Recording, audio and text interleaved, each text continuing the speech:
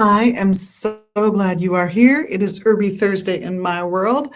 I'm Liz. Let's talk about a herb you might have in your house right now. There's even a small chance you've got it growing in your house right now, which is just amazing if that's the case. I'm talking about the glorious, the beautiful basil. No, basil. I'm American. It's basil. In this case, Ocimum basilicum, holy basil, its cousin from places like India, is Ocimum sanctum. But I happen to pull the garden variety basil that we're mostly familiar with here in the US. It's a gorgeous, glorious little guy. There's what it looks like dried. Smells fantastic.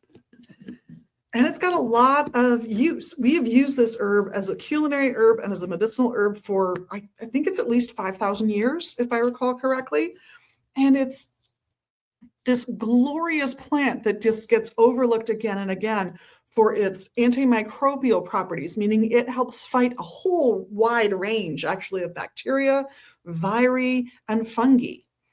So think of it as something that you put in food, not just because it tastes amazing, but because it helps make food safer, quite frankly, as is true for so many herbs and spices that have been used anywhere sort of from Southern Europe down to the equator, and then again for about the same distance south of the equator. A lot of the cooking herbs and spices that go into those foods are designed to lengthen the shelf life of those foods. Maybe you're cooking yesterday's kill.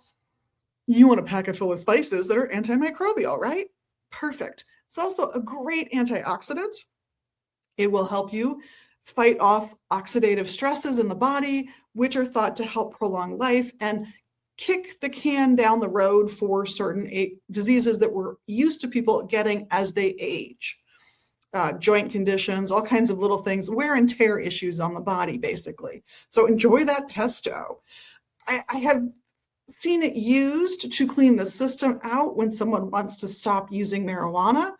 Takes a lot, I'm not going to lie, but I've seen it be used successfully.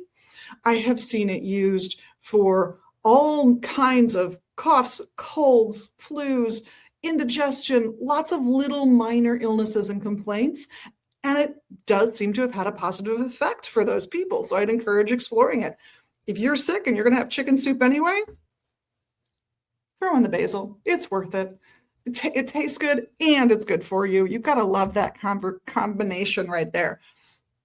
It is, just so I show that off too, we've associated it with water of Mars, which is an odd combination, but that's a great thing because it points to some of the uses that it's thought to have, namely having a positive effect on the endocrine system, which is your hormonal communication system, so growth hormone, all kinds of things, and your nervous system, specifically helping to balance out the fight or flight, the sympathetic nervous system, with its partner in life, the parasympathetic nervous system, which I like to say just wants you to have a snack and a nap if you can.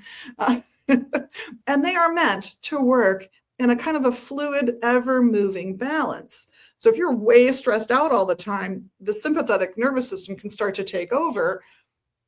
And that's why this one's been used, honestly, probably for at least 1,000 years for that purpose that I am aware of, in that it was written about for when knights came back from places like the Crusades, being exhausted and having what we would call PTSD today.